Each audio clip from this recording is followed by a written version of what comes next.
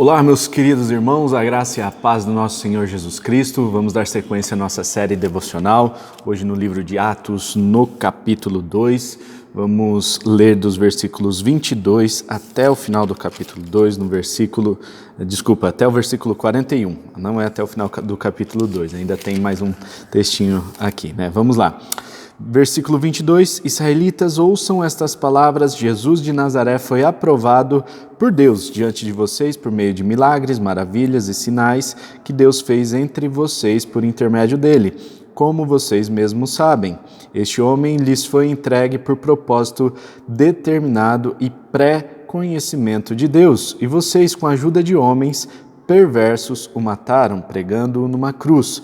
Mas Deus o ressuscitou dos mortos, rompendo os laços da morte, porque era impossível que a morte o retivesse.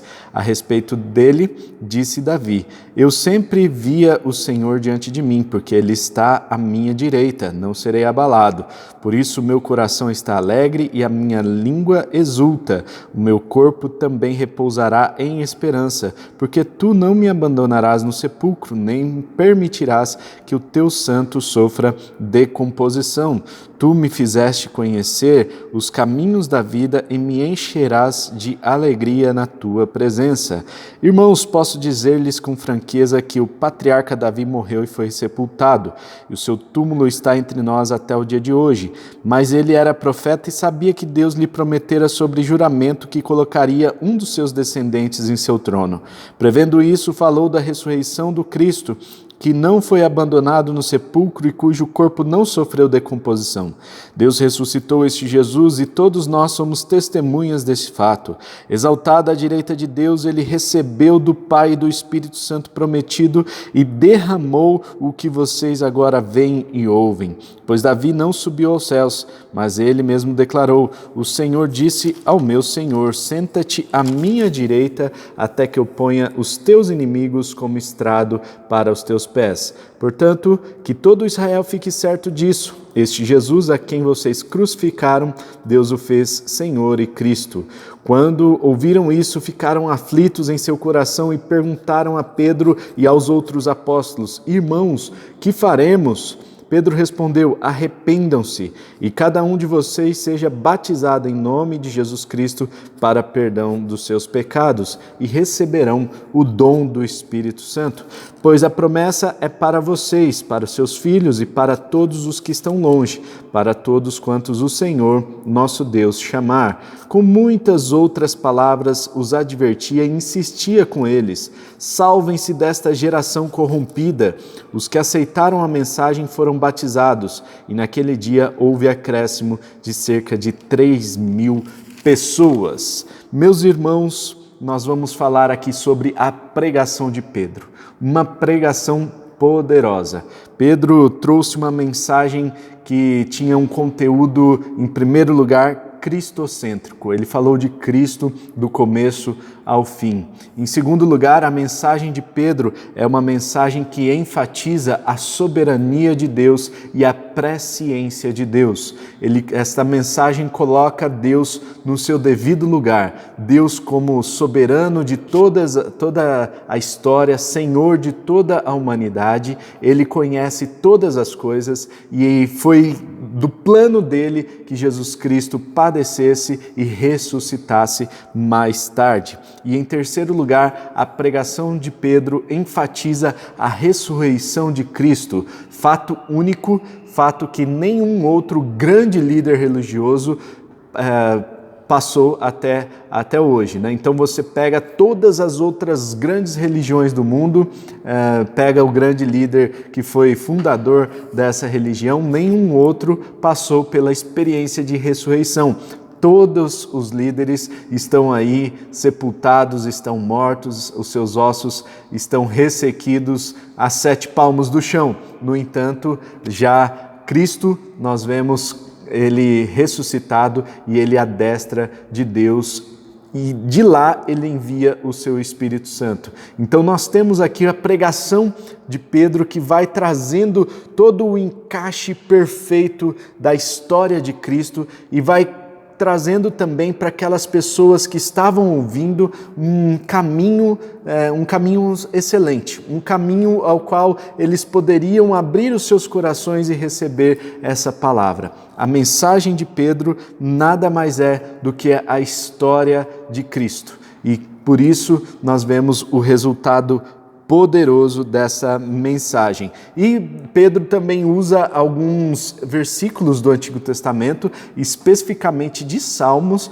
e olha só que interessante, o rei Davi, inspirado pelo Espírito Santo, ele escreve como se ele fosse o Cristo, sabendo que dele viria a descendência real para toda a Judéia, né, de toda a região ali da Judéia. Então Davi escreve, inspirado pelo Espírito Santo, que Deus não o abandonaria no sepulcro, que os seus ossos não sofreriam decomposição. Ele diz, o teu santo não vai sofrer decomposição no túmulo. E olha só que interessante, exatamente o que acontece com Jesus Cristo. Jesus Cristo é ressurreto e, portanto, ele não passa pelo período de decomposição do seu corpo. O seu corpo não se decompõe, já que a decomposição, alguns estudiosos dizem que começa a partir aí do 3º ou 4º dia da morte da pessoa. Então, Jesus Cristo não sofre decomposição do seu corpo, ao contrário,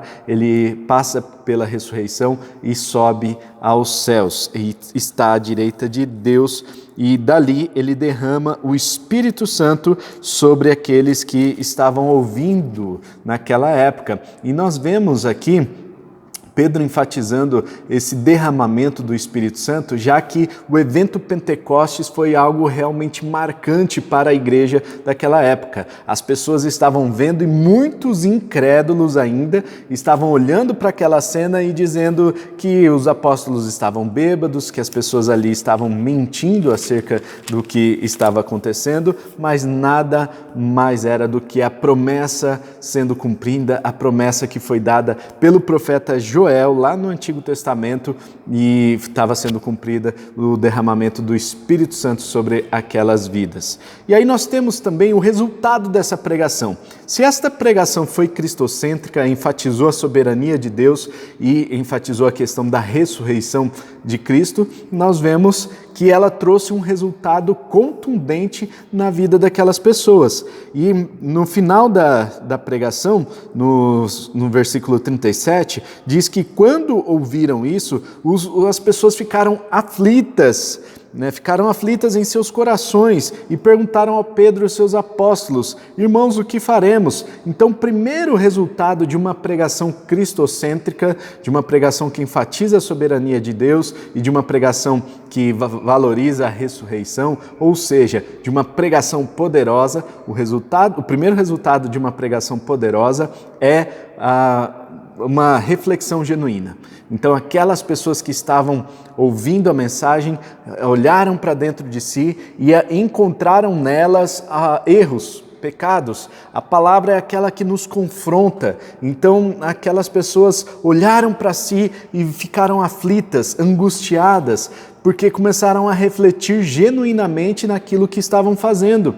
Mesmo que elas não tiveram participação direta na morte de Cristo, elas entenderam que foi por causa dos pecados dela que Cristo padeceu na cruz tamanho sofrimento. E o sofrimento de Cristo ainda era latente naquela época, eles estavam ali vivendo ainda aquela história muito recente e, portanto, eles tinham consciência, eles tinham plena consciência do sofrimento, da dor que Cristo passou e por isso eles refletiram genuinamente sobre esse sofrimento e ficaram aflitos, se sentiram aflitos. Segundo resultado aqui da pregação poderosa de Pedro é o arrependimento. Nós vemos que Pedro diz: arrependam-se cada um de vocês e para que vocês sejam batizados, enfim, e depois nós vemos que aquelas pessoas que ouviram a mensagem se arrependeram verdadeiramente. Então,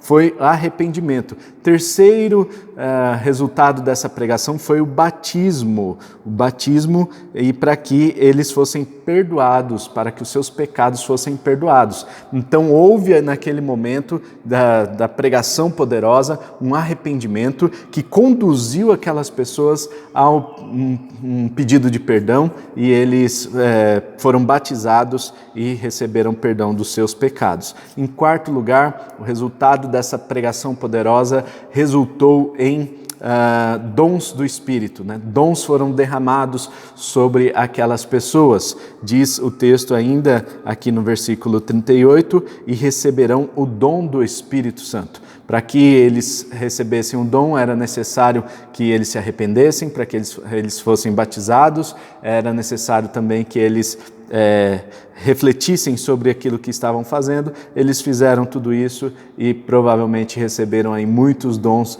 que foram manifestos na vida deles, porque a igreja passou a crescer de forma consistente, né? E o último resultado da pregação poderosa de Pedro é o crescimento do corpo. Vemos aqui que 3.000 pessoas foram acrescidas à comunidade de Cristo naquela época. Então houve um crescimento muito grande, muitas pessoas ouviram essa pregação, muitas pessoas refletiram, muitas pessoas se arrependeram e muitas pessoas experimentaram a graça de Deus superabundando na vida delas. Com muitas outras palavras, os advertia e insistia com eles: salvem-se desta geração corrompida. Imagine só, se aquela geração era corrompida, imagine a nossa geração. Portanto, nós precisamos olhar para nós mesmos, precisamos olhar para a nossa geração e precisamos nos arrepender dos nossos pecados. Este é o resultado de uma pregação poderosa, uma pregação cristocêntrica, uma pregação que enfatiza a soberania de Deus e que valoriza a ressurreição de Cristo. E esta pregação deve provocar um efeito transformador nas nossas vidas. E se nós um dia formos levar esta mensagem a outras pessoas, precisamos nos preocupar sempre em levar esses 3 pontos nesta pregação poderosa de Pedro. Vamos orar? Pai Celestial, muito obrigado pelo estudo de hoje, obrigado por este devocional, obrigado pelo dia que o Senhor nos dá. Obrigado a Deus porque o Senhor preparou esse dia para que nós vivêssemos na plenitude dele. E Deus, eu quero pedir que o Senhor abençoe a vida de cada um, que o Senhor nos dê palavras poderosas, que o Senhor nos dê a instrução que nós precisamos, a capacitação do Teu Espírito Santo, para que possamos levar esta mensagem a qual recebemos a tarefa de propagar, ó Deus, aqui na terra. Obrigado, ó Deus, por este tempo, obrigado por este estudo, obrigado a Deus porque o Senhor tem cuidado de nós, que o Senhor nos abençoe e nos direcione no dia de hoje, que possamos ser instrumentos de propagação da Tua Palavra, que sejamos poderosos na nossa pregação, mas que tenhamos a plena consciência de que o poder não está em nós, mas o poder habita no Teu Santo Espírito que atua em nossas vidas. Que o Senhor nos abençoe, em nome de Jesus. Amém e amém. Amém? Meus irmãos, vamos lá, não se esqueça de compartilhar esse vídeo com outras pessoas. Vamos, como já temos falado aqui, né, vamos formar um exército de pessoas que leem a palavra de Deus, que estudam a palavra de Deus, que realmente estão comprometidos em fazer os devocionais todos os dias. Dedique aí 15 minutinhos do seu dia, às vezes um pouquinho mais, 20 minutos, para assistir um vídeo junto conosco, para estudarmos a palavra de Deus juntos. Eu tenho certeza que você vai crescer tanto quanto eu nesse tempo devocional, tá bom? Deus abençoe, tamo junto, até o próximo vídeo e tchau!